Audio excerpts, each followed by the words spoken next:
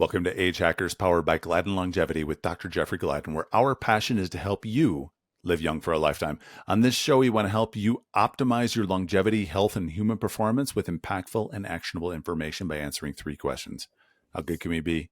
How do we make 100 the new 30? And how do we live well beyond 120? I'm Steve Ryder, and Dr. Gladden, we just wrapped up with Dr. Marc Washington of Supergut. And this is one, honestly, that as soon as I got the box from Supergut, I was super excited to have Marc on because I really like the products. Mm-hmm. Yeah, you've had an opportunity to try them. I have not tried them, but it's a very interesting topic in terms of gut health. And we go into a really kind of global discussion on gut health and a really interesting discussion on the use of GLP-1 agonists in terms of what they do, how to come off them, things you can do to substitute for them so you're not spending $700 a month. It's a really interesting, quite comprehensive conversation. I think people will really love this. A number of years ago, I remember I started hearing about prebiotics. And in this episode, you taught me about postbiotics. Mm-hmm. And so you get to talk a little bit, you and Marc both talk a little bit about that later on. And so anyone that's never heard of postbiotics, be sure to stick around because you're going to learn something new. It's like the late show.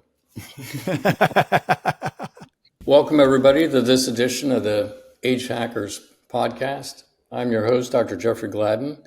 And I'm here today with my co-host, Steve Ryder. And we have a very special guest with us as well that we'll introduce in just a second. But Steve, what's going on for you?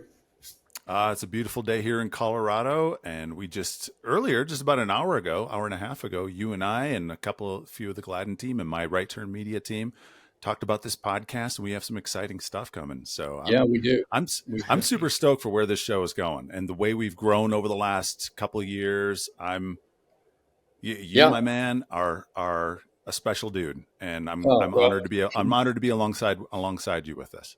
Oh, well, I appreciate that. Yeah, you've been super helpful to us, and so we appreciate that too. But yeah, I'm excited for some of the things we're going to bring forward for the audience. I think they're going to really enjoy those. So, and there could be some. We'll just keep it as a surprise right now. But I think you're going to like it. So when you hear a female voice, don't be surprised. Maybe that's the thing to say. So absolutely. Anyway. All good. Today, we're joined by a very, very interesting person, Marc Washington, who we're just meeting today, actually, for the first time. But Marc has a really interesting background. I think he's gone to school at Princeton and Harvard. He's got an MBA from Harvard and a Bachelor's of Science from Princeton. And he's functioned at high levels as a CEO, as a president and COO at numerous companies that we can talk about a little bit, some of which you'll immediately recognize. But he's left all that to found a new company called Supergut, actually. So he's the founder and CEO of a new company called Supergut. So Marc, welcome to the show. Thank you very much for having me. I appreciate it, guys. Yeah. So Supergut. So that's an interesting topic. Maybe give us a little bit of your background, both in terms of kind of what you did previously, because I know you were involved with some very large companies, some billion-dollar companies and $100 million companies. Tell us a little bit about that. What brought you to go into that area of work? Yeah, no, good question. I would say at the highest level, I've spent my entire career in this space of all things better for you, whether it's, health and wellness, food, beverage, supplements, fitness, wellness. I feel fortunate because it's my personal passion. Like I love healthy living and try to lead a healthy life. I used to play sports back in the day. I stay active. I try to be very conscious about what I put into my body, how I treat myself. But when I've brought it all together, that's where I feel really fortunate is to actually pattern my career in this space of actually helping other people lead healthier lives. That's my North Star. That's what gets me going. I love that. That's a beautiful North Star. Tell me a little bit about your sports. What did you play when you were a kid? or Yeah, maybe well, you I played played a little still? bit of everything. Like Okay. when I was growing up, literally anything with a ball or running or outside, like I was into it. But the sport that I loved the most, that I stuck with the most, was football. So I Okay. actually, and I give football a lot of credit. One, I think it's the best sport in the world. But secondly, honestly, that is really how I ended up at Princeton. I grew up in Okay. Kentucky, a small town. Princeton wasn't even within the solution set, right? I mean, it wasn't something Right. that somebody from my Sure. town did, but they actually found me because I Okay. did well academically and did well athletically as well, and we're looking for student athletes that played football Mhm. and that did well, and so it actually became an option, and it Nice. really was life changing for me. And so I played football 4 years, and culminating as the co-captain of the team Oh, in my beautiful. What senior year at position? Princeton. I was a running back in the Okay. back in the glory days. I was all right, did okay in our little world. This isn't like Yeah, big the time little Ivy college world. football, but within the Ivy League, we Yeah. did pretty well. Good. Fun for Yeah, you. Yeah, that's yeah, it was awesome. good That's times. really, really cool. It's nice when doors open like that, right? I mean, Yeah, that's right. all of That's right. us have had doors that opened that changed our lives. So One good. hundred percent, 100%. It's Yeah. like that. Do everything you can to prepare yourself and work hard and all these good things, and things happen. And I think my life Hmm. is in many ways a testament to that. And then tell me about the MBA. What was that all about? You always had an interest in business, or? Yeah, pretty much. Like, listen, I always loved science and math, and so I was an engineer in undergrad. But one of the things that I learned at Princeton was also that I liked practicality, right? I liked things that I could Okay. touch and feel, not just look at through a microscope. And so I got more and more interested in business, which is actually why I started out my career in management consulting, is to Hmm. just business crash course, right? And just different environments and so forth.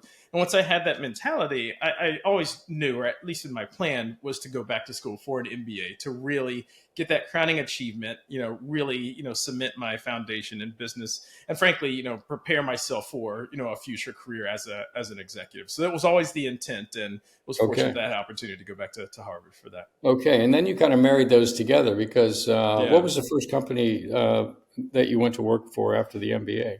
Yeah, so well, the first job that I had was actually I went back to consulting first, so it was Okay. McKinsey and Company. But I like Okay. to say my first real job, Yeah. post consulting, was with a privately held food and beverage company called The Wonderful Company. So they're Okay. based, here in Los Angeles. They're a multi-billion-dollar Hmm. healthy food and beverage brand. So they own FIJI Water and Palm Wonderful. They're big in almonds and pistachios and kind of all things better for you. And that's where I saw worlds coming together, right? For the first Okay. time of, how can we provide these products that actually help people live healthier lives in a Hmm. business context, in a business environment? That's where it really cemented my love for this broader Nice. space of food, beverage, and health and wellness. And then from there, you went to, was it Beachbody next or what? Beachbody. Yeah, Yeah. yeah. And that was, partnering with the founders of that business. So I joined them as their president, chief operating officer, essentially to scale the business. And so that's where I Hmm. got into the fitness side of things. So to actually have that aspect of my personal life that I love, to help other people get fit through Yeah. physical exercise. But one of the things that they had come across was, you can't out exercise a bad diet, right? And so Right. we're starting to That's focus much more on the nutrition side of things. And so they had right. Hmm. some early success with a superfood health shake called Shakeology. And that's where we Right. really scaled the business. And so, we Hmm. scaled that into over $1 billion business, largely on the heels of nutrition and of supplements, and in particular, this health shake. Right. Right. Right. Yeah. I've had Shakeology. It was, I had it back in the day. I haven't had it in a while, but it was pretty tasty. It was a good shake, actually. Yeah, it was a good shake. Yeah. Yeah. I think we've done something better, but no, Okay. it's a great product. Lots of superfood ingredients Yeah. from all around the Great. world. Ours is a very different product than that.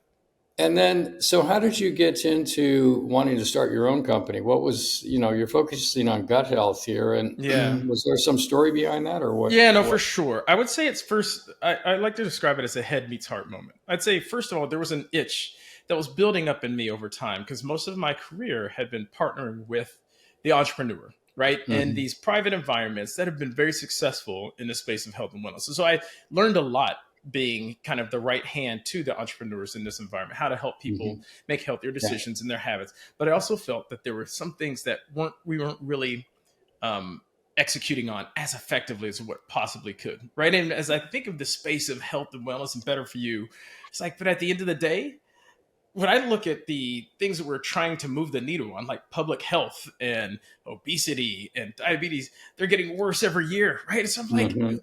we got to do something different to switch this up, to actually try and impact. And then what caused me to throw my hat in the ring was the heart moment, right? And I think this is somewhat similar with many entrepreneurs, that there's a personal story behind starting a new business. And I'm definitely of that accord as well. And for me, it was my sister. It was a personal situation with my sister. Her name was Monica.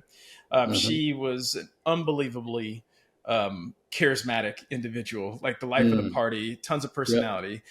But she struggled with her health, like so many. So she struggled with her weight. She, lived with diabetes. She had hypertension, and this a combination of so many issues. She had gut health issues as well, and it culminated tragically in Monica passing away far too young. Actually, happened during a high risk pregnancy, right? And in combination with these, these health risks that she lived with, and so she passed away far too young years ago. And as you can imagine, like that shook me to my core, right? This is my sister in this day and age, and here I am, a health and wellness executive, right, helping people live healthier. And I sent Monica shakes and bars and workout videos and lots of things. And she would try lots of things. She was on lots of different medications, but nothing changed her course, right? Nothing gave her better control of her health. And that lit a fire in me. Was this your older sister or your my younger sister? Yeah, my younger sister. Okay. So your baby sister. Yeah, my baby sister. And it really shook me to my core. And it started this fire that just started building up over time. And as I started getting this idea of building and creating a business that could do something differently, really was actually, it was my wife that helped me piece it together. She's like, so you're going to do what at this later stage in your career? You're going to start all over from scratch after these great big, cushy executive roles. It's like, yeah, I am. I really want to. She's like, this is Monica speaking to you, right? As a way to sort of honor her legacy by helping others, empowering others with better control of her health. So it really did start from that heart moment for me to start this business. And then it started from there. So I had the concept. I knew the type of business. I knew I wanted to do it through food. I didn't actually have the technology. And that's where I actually give a lot of credit to my seed investors, a group called the Production Board out of the Bay Area, with really connecting me to the science of the gut microbiome. Right. And really, they had been doing a lot of research in this space. I knew about gut health generically, right? We had probiotics and Shakeology and so forth. And when I died, I was like, okay, there's an entirely deeper level, like really rooted in science and evidence around the gut microbiome. But there still aren't many businesses, especially consumer product companies, that have really tapped into the depth of the gut microbiome as a way to fundamentally change health. I was like, there we have it. And they're in the idea for Supergut. So I understand about Monica, and did you have, or your wife have, any issues with gut health per se that made you choose the gut over, say, something else? Or? I would say that wasn't the driver I have, though. Like, as I look back, a lot of times it's like a personal experience that makes the research real, right? And so as I was researching the gut microbiome, it was fascinating to learn. Not only was it about digestion, but truly about whole body health, like metabolism, weight management, blood sugar, blood pressure, heart health, but also mental health as well, right? So much of the research is coming about the connection, the gut-brain axis. The second brain. I connected it back to my personal life, my personal health experiences. One of the most significant health issues that I had like some digestive issues that I actually had to, that laid me out for a while. It was during one of the most stressful periods in my life.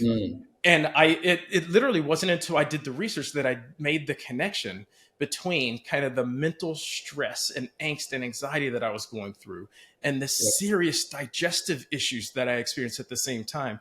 That made it real for me. So this wasn't just looking through research and evidence. This is like, aha, there you have it. Like, this just shows as a personal example of that connection between what's happening in your gut and your overall health and mental state and well-being. So that's something that definitely cemented it. I wouldn't say that was the driver for creating business, but it definitely helped make it real for me as I lean into it. So then what's the vision for Supergut? I understand that you were motivated to do this. You went out and got some background information on gut health, et cetera, but there's an overarching vision here, I'm sure. What is that for you? I'm pretty bold and ambitious in this regard, right? And so when I set out to do this, it wasn't, to create a shake company or a bar company. It was really more with an intent focused on impact.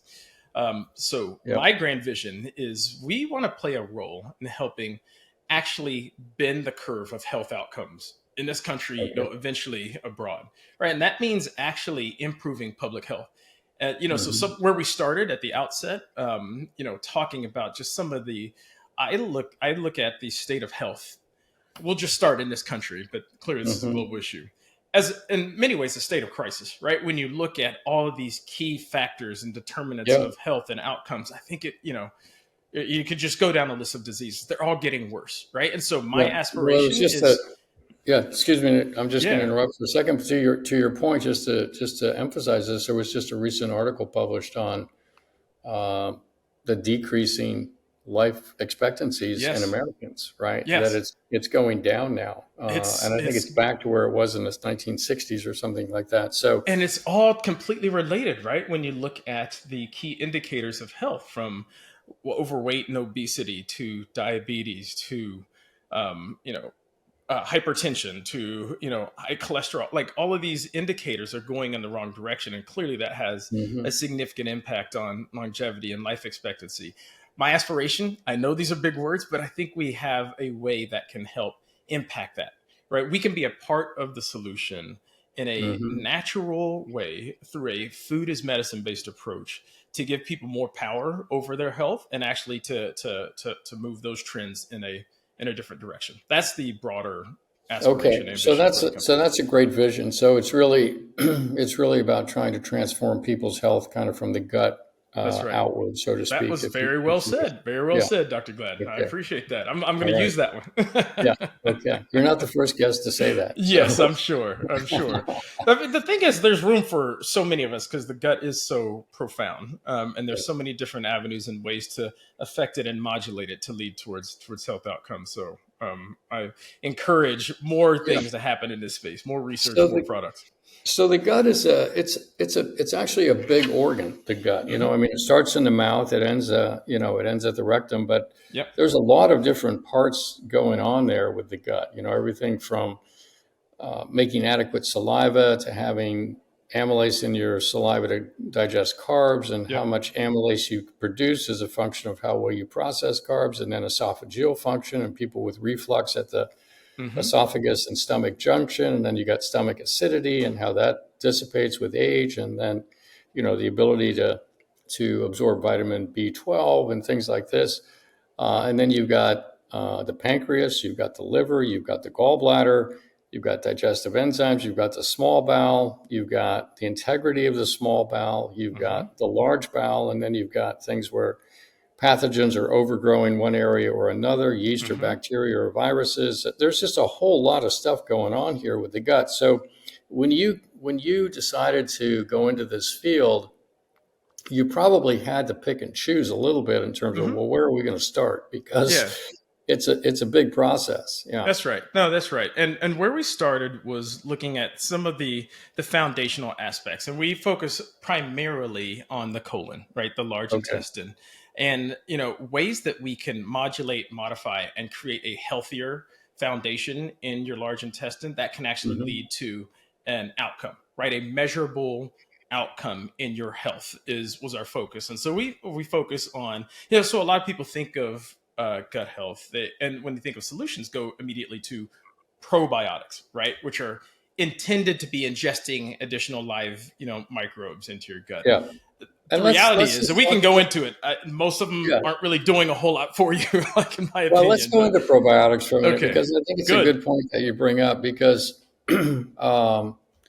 I think they were the first thing that people heard about, and certainly people know about foods that are rich in probiotics, Hmm. fermented foods, and Hmm. things like sauerkraut and yogurt and kefir and fermented vegetables and pickles and all these kinds of things, kombucha, and there is value in getting healthy bacteria into your system, but Agreed. probiotics don't work exactly the way I think a lot of people think they do, which is they don't go down there and repopulate your gut. Hmm. That's not really what they do per se. They go down and modulate kind of what's there, and they can help encourage certain things, but they don't have the ability to come in and just take over and kind Yeah. of repopulate the gut. It's not like you can Yeah. reforest the forest just by dropping in a few seedlings, so to speak. I So think that's right. I think one of the other issues is many of probiotics taken in supplement forms and, aren't actually always getting to the forest, right? I mean, yeah, what you well, that's true described, too. the That's right. process, the digestive enzymes, a lot of them just aren't in a That's right. format that allow them to survive the journey. That's Um, right. I will say, so Chris Damon, who's a gastroenterologist, our chief scientific advisor, and when we Mm-hmm. talk about probiotics, prebiotics all the time, like he tends to, when his patients ask him about probiotics, he tends to lean them more towards the fermented foods as great Mm-hmm. sources to have some probiotic effect, right? That can Right. have at least an acute effect on modulating the gut in a positive way versus the over-the-counter probiotic supplements, which Mm-hmm. there's just very limited clinical evidence that they are doing a significant amount to transform your gut and transform Yep. outcomes. So he tends to push in that direction. But I'll say overarching, I think the bigger thing that not enough people are focused on when it comes to gut health is the prebiotic side, right? And so Mm-hmm. that is the prebiotics are essentially the nourishment, the food for the beneficial microbes in your gut, right? I mean, the fact you already have trillions of microbes in your gut that are resident, that are populating your gut, That's that are right. very responsible for either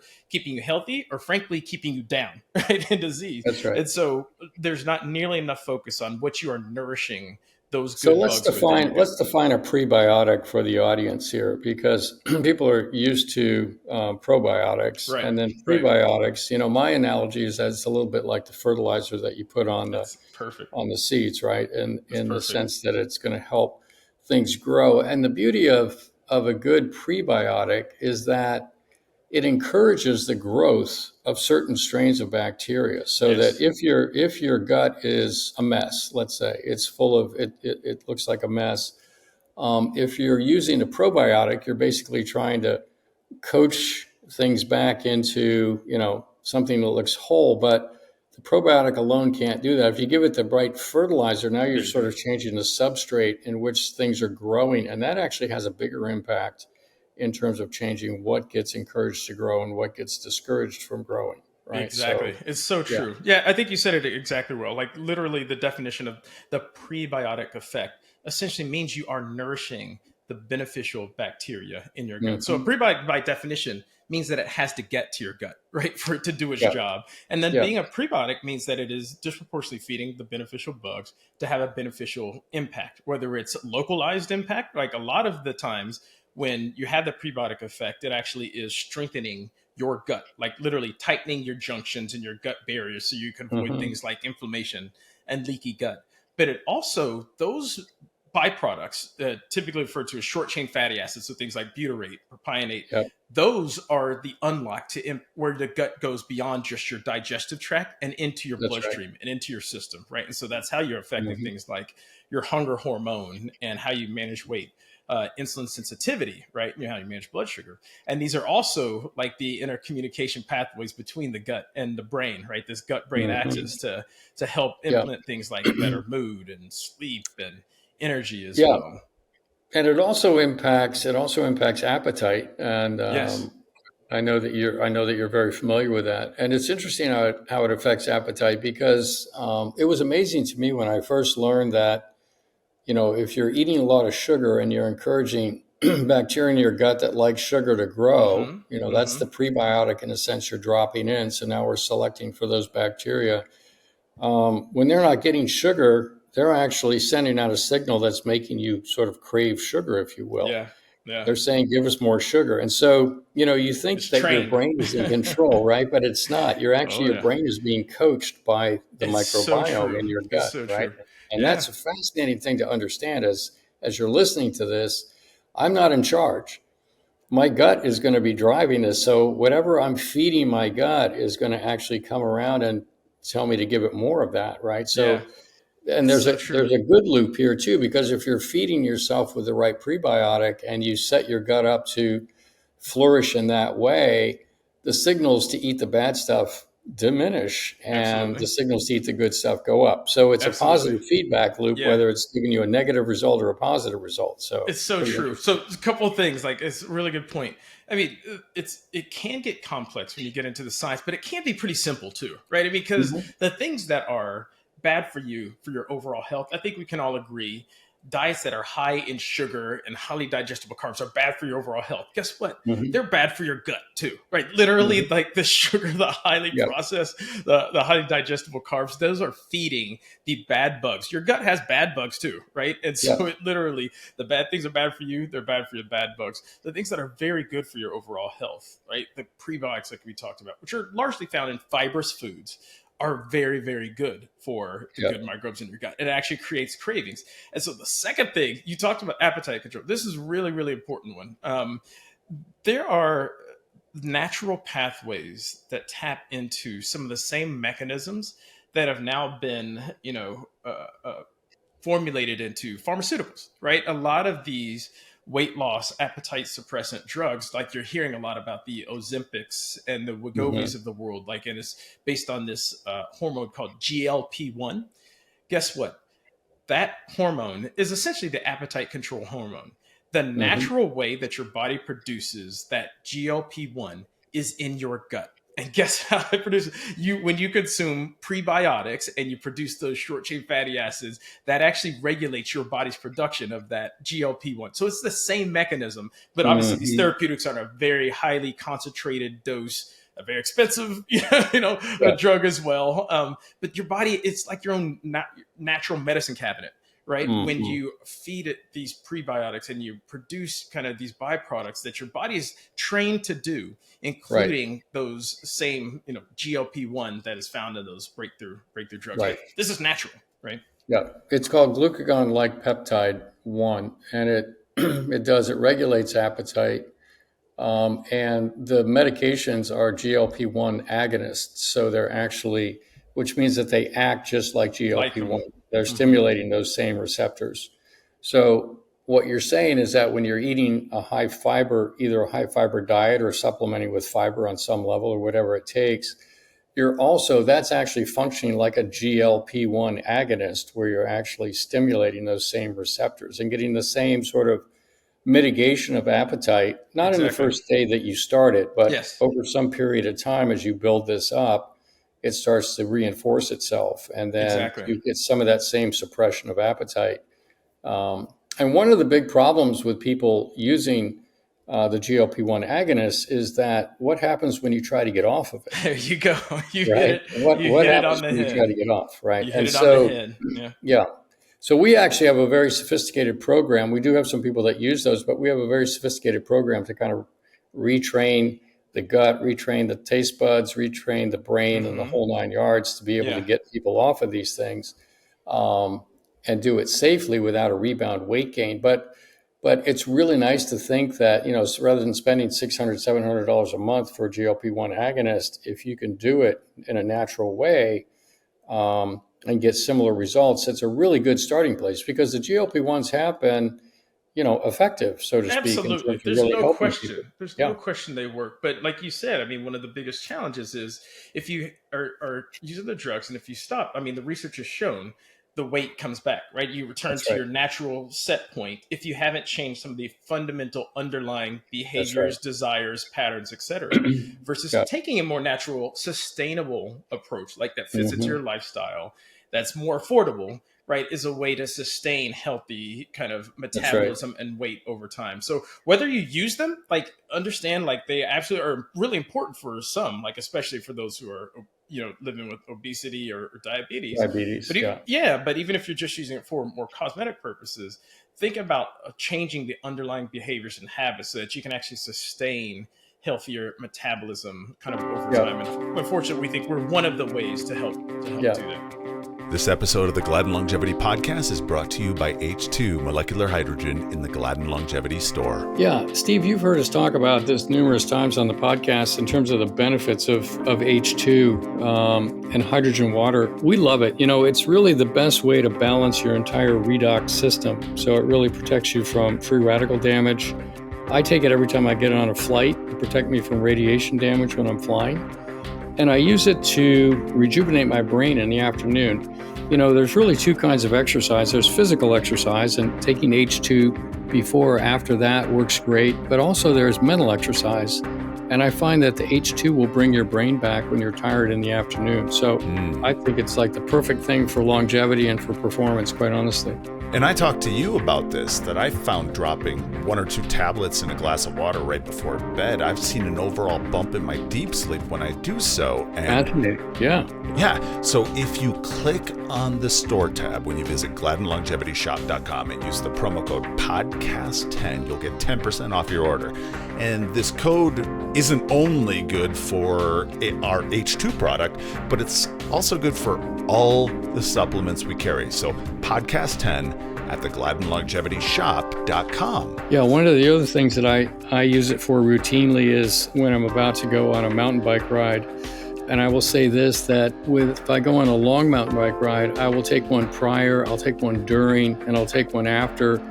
And some of the Ironmen that we've worked with have said that when they're doing an Ironman, they'll take it 3 or 4 times throughout the race. And their comment is that it's like taking out the old battery and putting in a new one. It really rejuvenates your body's ability to perform when you're doing more extended athletic activity. So think about that too. If you want to go do a longer hike or whatever else, take it with you. So GladdenLongevityShop.com, enter podcast 10 for 10% off your order. H2 molecular hydrogen. It's low-hanging fruit on your quest to make 100 the new 30. One of the things that happens with GLP-1s is that it actually has been shown to increase something called leptin levels. And leptin is a hormone secreted by fat cells that basically tells you when to stop eating. So if you have leptin resistance, it means that when leptin levels go up, your brain doesn't get the signal to stop eating. And it's one of the reasons that obese people continue to overeat is they're just not getting the signal to stop. Yes. Mm-hmm.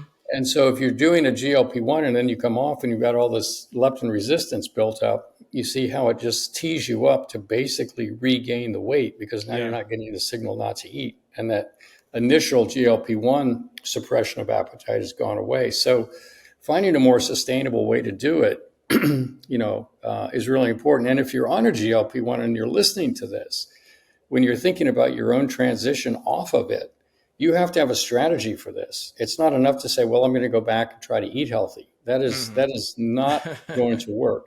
100% that will not work. You have to have a strategy, right, about how you're going to build in a system to actually reinforce what you want. And I think this prebiotic approach is something that dovetails right into that. So. Yeah. And the nice thing is, this isn't just a theoretical or conceptual. We actually, and so this is one of the ways in which we're quite unique in the food and supplement space. We actually invest in the research, in the data to validate both the outcomes that we can help drive. We also looked into the mechanisms, right, to actually get an understanding to show that we're delivering some of these gut health and metabolic health benefits, but that we also have shown that, the gut microbiome is playing a key role. So we saw significantly, better blood sugar control and insulin response. We saw like steady, healthier weight management. But when we looked into the microbiome and actually did the profiling and fecal samples, et cetera, we actually saw that we were encouraging the growth because of the prebiotics of like some specific, really beneficial bugs, some microbes in your gut that are known to produce butyrate, one of the short chain acids, right, which is responsible for helping regulate the production of GLP-1. So we were actually able to help connect some of the dots, specifically with our prebiotic-based approach to show that, yes, we can get some of those outcomes. And yes, that is tapping into the gut microbiome mechanisms to do so. Yeah. No, that's true. And there are some spore probiotics that also will increase butyrate production. I think Megaspore is one. A spore probiotic can get through the acidity of the stomach down into the colon. So if you're thinking about, well, how do I stack some of these things together to kind of get the best benefit, you can use, like a spore probiotic like Megaspore, one of those, and then, have the high fiber going in there to kind of reinforce that. And so is your company focused primarily on fiber and prebiotics? Is that that's our angle. Like at the outset, you said there's the gut is so vast and so broad. You kind of had to pick a lane, like in terms of where you're going to focus. So we very much focus on the prebiotic side of it, which are mostly found in fiber. Because at the end of the day, my aspiration was this food as medicine based approach. Like if I'm going to actually have the kind of outsized impact that I aspire to have, I think the way to do that is by really drafting into existing habits of consumers. People love to Mm-hmm. eat, right? And so Sure. if you can create, functional food that people would be consuming anyways, right? Whether it's a Mm-hmm. shake or a snack bar, or with our prebiotic powder, you can just add it to anything. Yeah. So that way you can create more of a habit, and so that's really our focus. Yeah. No, there's a lot of wisdom in that, right? Just basically piggyback on something people are doing anyway and want to That's do right. anyway. That's right. So tell us a little bit about the fiber, because Hmm. there's lots of different fibers out Yes, there there. are. So Yes, tell there us are. more about that. Yeah, so I'm of the general mindset that all fiber is good, right? I mean, and that all of Hmm. us need to get more of it in our diets. I think here the stats say it's about 5% of adults that get the minimum recommended amount of fiber in your diet Hmm. daily. That's None right. of us, like literally none of us. And so if you want to, like, one of the leading causes of the state of health in the country and the world, I think the lack of fiber is one of the key. And now we have a new window into why. It's the gut microbiome, right? The Hmm. fiber, Yeah. has this prebiotic effect that really has a significant impact on your gut. So yeah, so we focus on the fiber and prebiotics. But if we're going to do it, I was like, well, let's find the most potent, concentrated, effective forms of fiber that we can get into food products. And so we actually happen upon a unique class called resistant starch. Okay. So called resistant because it actually is very effective at resisting digestion, which means that it very Hmm. effectively gets into your gut. So just so people know what this is, it's a resistant starch. So a starch is a carbohydrate. So Hmm. ordinarily, if you eat a baked potato, you're getting a starch, right? Right. Hmm. Your body will break that carbohydrate down into sugars, and you'll absorb it and use the calories and store the fat and do whatever else. Now, interestingly enough, if you refrigerate that baked potato overnight, it turns into resistant starch. Um, Retrogradation. Yes. that's Hmm. right. Uh-huh. Exactly. So you can actually create some resistant starch for yourself. But resistant starch is interesting in that sense that all of a sudden, the potato that you could digest and get calories from, all of a sudden now you can't get nearly as many calories from it, right? And if you That's don't right. reheat it, That's right. you can be in pretty good shape. So that's sweet potatoes, rice, white potatoes, whatever Yep. you can do that with. Now, in your case, you're focusing on resistant starch as a way to just sort of add this in without having to bake the potato and stick it in the refrigerator. That's right. So, so do you have different resistant starches in there? Different. Yeah, that's right. That's right. We have different resistant starches in there. And I think one of the other keys is we've got very, very highly concentrated sources of resistant starch as well. Because in Okay. the example that you provided, it's significantly better for you to, when you're eating potatoes, to do it cooked than cooled. Like you said, that retrogradation and turning more starch Hmm. into resistant starch. The only challenge is it still is coming along with a pretty healthy amount of Sure. digestible carbs as Sure. well. No, that's right. Whereas we essentially are just isolating the resistant starch. And so we actually do get some of our resistant starch from potatoes. We also Hmm. get resistant starch from unripened green bananas, like That's right. deeper, darker green and specifically processed with high Yeah. levels of resistant starch. So those are our two primary Yeah. sources. We have Okay. another source of soluble vegetable fiber that we get from corn. And then we have another type of prebiotic fiber called oat beta glucan, which actually comes from oats, which we saw from the research has a very synergistic effect with the types of resistant starches that we're using. So that Tell was our us, own tell us, unique combination that we pulled together. okay. Well, tell us about synergy here with the oat beta glucan. I'm Yeah. not familiar with what that synergy is. What goes on there? So what we saw was that one, it was just generally it's better to have diverse sources, right, to feed Hmm. different bugs that can have different benefits or actually just affect a broader source of the population. But what we Yep. saw from the existing evidence was that resistant starch on its own was very potent. Oat beta glucan on its own was very potent.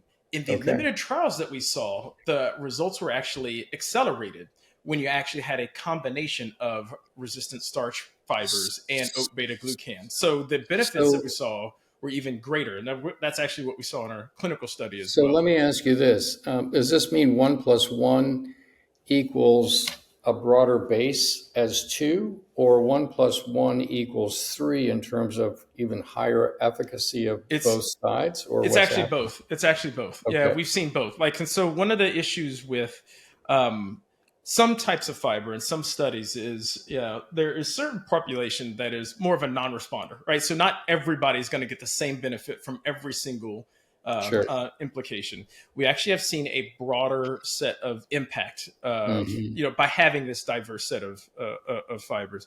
But we also saw for those that were impacted, the 1+1 = 3 or 4. That's actually how we were able to patent, our blend, because we were actually able to show that those that got a benefit actually saw even greater benefit than those that had resistant starch on its own or this beta glucan on its own, in terms of how effectively, like, we improve blood sugar control or appetite control. We're actually above what the individual ingredients showed. Did you guys ever look at fructo-oligosaccharide? Which No, is we didn't. We didn't. okay. I've heard good things about Yeah. FOS, Okay. fructooligosaccharides. I will say a couple other dimensions though that we tried to optimize for. One was tolerability, right? So Okay. that's one of the issues with many different forms of fiber is how much of it can you actually consume in your diet without, to put it bluntly, blowing up like a balloon, right? I Yeah. mean, Well, in I was terms going of to say, bloating and gas and so forth. that's right. And certain types of fibers have, have create more digestive discomfort than others. So Mm-hmm. we really tried to optimize for that. Okay. Yeah. No, that's really good. That's interesting. So there is another category out there now that is coming onto the fore when it comes to gut health that I know you're not addressing, but for the sake of the audience, I want to bring it up, and that's postbiotics. Mm-hmm. So postbiotics are really interesting too, because now what they're doing is they're actually isolating really like a very healthy gut biome. Starts to produce a lot of different chemicals and a lot of different substances and different organic acids, et cetera, et cetera. Mm-hmm. And now they're harvesting those and actually sterilizing them and putting them in capsules. And these are now postbiotics. Mm-hmm. So if you're really shooting for the fences here, then using a great prebiotic, having a diet that's not high in sugar and some of these other things that is working against you, using a probiotic that maybe can stimulate some things for you along the way if you need that, but then having a postbiotic also, now you're kind of getting it from every angle, so to speak. And that stack what we've seen is that stack can actually work very well at helping to heal somebody's gut. And if they're really sick, we can even throw in certain peptides like BPC 157 orally or KPV or things like this that are now really stimulating regrowth and healing of the gut lining. And so now leaky guts are getting fixed and people are getting rid of their colitis and, all kinds of really interesting things. So just understand that if you're struggling with your gut, if you work with somebody that can take a systematic approach to it, you can actually solve a lot of even what seem like big problems. Yeah, no, I think I'm glad you brought that up. I'm actually quite fascinated in the space of postbiotics. I like one of the things I'm encouraged by is some of the research is starting to come along with the concept and theory. It's still a little bit behind, I would say, relative to how much it's early. There has been. It's early, but I think it's very promising and the concept makes a lot of sense. I think one of the challenges as I think of it, because we've looked at it actually from a food standpoint, it doesn't smell or taste so great. It needs to be in like you're not going to throw it in a shake and have a good tasting shake. So it needs to be in a pill form. But I do think that there's really some promise there. Yeah, beautiful. And so, out of this passion of yours, you've obviously created some products that people can consume. So tell us a little bit about that. What's in the store there, so to speak? Yeah, absolutely. I mean, it goes back to how do we find ways to make it easy for people to get these missing nutrients, these prebiotics into their diets? And so that was always the concept. So we created our blend and now we put it into tasty food products. So we actually started with a shake. So it's very similar to a traditional protein shake. It's very clean, kind of 15 grams of protein. There's vitamins and minerals, but I look at the shake almost like a Trojan horse. It's a way to get a significant dosage of these prebiotics. So we actually have as much fiber as we do protein in the shake. So it's unheard of. So it's a big, healthy, hearty shake, and it's absolutely foundational for gut health, but it's really, really good at appetite control as well. Like people comment, it must be, I was going to say, it must be very satiating. Very satiating. And like when you have it, it feels, it's not like you're overfull. You just feel very satisfied. And all of a sudden, like some of the cravings go away. So that's kind of was our starting product. Then we Nice. expanded into bars, right? It's just another convenient, snackable way for people to get Hmm. these nutrients in. It's a very similar concept. We have just as much prebiotic fiber as we do protein. We have 10 grams of each Hmm. in our bars. And then we make them delicious, right? I mean, something that someone would love to eat, regardless of just how functional it is Right. for you. So that's our second product. Go When ahead, I Steve. got the box from you all at Supergut, I Uh-huh. devoured those bars in no time. Those were the first things that were gone. They were so good. I'd take them Nice. out when I went cross country skiing or early spring hikes, and they were super tasty. And the One of So the shakes are really good too. let me ask you a personal question, Steve. Yeah. So, what was the impact on your bowel movements? There you go. Because, if people are, one of the things that I've noticed is that when I'm making smoothies on a regular basis and I'm putting a fair amount of fibrous, plant-based stuff in there, you have regular bowel movements 2-3 times a day sometimes, Yes. right? Because it's just you're moving through a lot, which is Yep. actually wonderful when it comes to detoxing your body, because the last thing you want to do is be constipated or have a bowel movement once every 3 days. Yeah. And so with fiber like this, there's the possibility for fermentation of that fiber and gas production. So you have flatulence, Hmm. right? Hmm. Or possible flatulence. But the other thing that happens for people is they start to have more frequent bowel movements, and they're much easier. So I'm just Right. curious, which is actually a great thing, quite Yes. honestly. It's really a Hmm. wonderful thing. So in your case, did you notice anything? I've definitely noticed that my bowel movements have been more frequent and easier. I would say that. Now in my case, when I got the when I got the Super Gut box, I had Mhm. already had a couple different prebiotic fiber containers on my kitchen counter that I would occasionally drop a Hmm. scoop of one in my smoothie. The Hmm. next day I'd drop a scoop of the other one. So I've already been integrating a lot of prebiotic fiber into my Okay. morning routine You're or ahead my of the game. nighttime routine. So, but to have a product that I wasn't throwing into a smoothie as an extra, but to have an actual nice shake or a bar when I'm out on a hike, the Hmm. It's the already the, done. the super gut bars are and the shakes are really good. I'm a big Yeah. fan of them.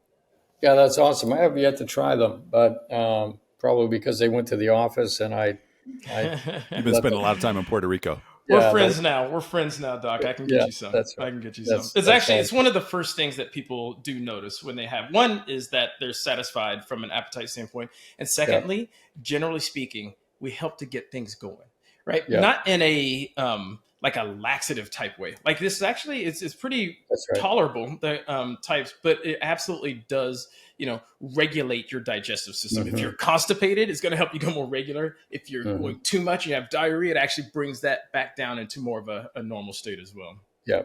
The other thing that I noticed, and I didn't expect any kind of spike, but I subscribed to levels probably about two Oh, I months love ago. that. Love it. And so I've really radically shifted my diet over the Hmm. last 2 months because I'm like, oh wow, this really hits me. Oh wow. And when I take one of those shakes, nothing. Yeah. Yeah. Nothing. It's as steady as it could be. And Yeah. so it's super gut products are something that could any listener could get and not worry about seeing a spike in their blood sugar. Yeah, absolutely. Yeah. No, that's wonderful. Good. So, yeah, this has been great. And so, for the audience, we've been talking about these products. Is there something that you want to offer them, or are they going to be able Yeah, to absolutely. Well, get a first the shot at best this? place, yeah, the first place to learn about us is our site, is supergut.com. And this is where you can Okay. buy our shakes, our bars. The other product is our fiber mix that you actually can add. A lot of people will Okay. use it to just add to coffee, stir it into oatmeal, what have you, turn anything to a gut health superfood. I think we do have a special offer for your listeners, Steve. I think you had some Yeah. details. Yeah. So if they use the coupon code Gladden, you get 20% off your super gut order. And Nice. I'm a big fan of this company. I really am. Yeah. Cool. I Very appreciate cool. that. Well, thanks, Mark. We really appreciate you spending time with us to chat about uh, this topic. It's always a great topic, quite honestly, and I think it's starting to round out. When we first started working with people in their guts, it felt like we were kind of throwing ping pong balls at an Yeah. elephant. I mean, it was just like difficult to know that you were really having an impact. Right. But now I Right. think with seeing a more comprehensive picture, I feel like we're actually, for the people we're working with, we're actually really being able to consistently get great results for them. And I Yeah. think this fiber piece is a really nice part of it. We'll incorporate that into our GLP-1 strategy for the people that are on GLP-1s, because I think it's a Absolutely. really nice piece of the I transition. think it's so important. We have case studies of customers who have either gotten similar type results on their own, right, with Mm-hmm. support of Supergut, or have used some of the GLP drugs Mm-hmm. and as use Supergut as a complement, as a way to wean down off of That's dependence, it. but still maintain some of those results over time. So I think it can go along quite nicely. Yeah. Yeah. Yeah. Agreed. Awesome. Well, Cool. thanks so much. Absolutely. Thanks so much for having me on, guys. I really enjoyed the conversation. Yeah. Likewise.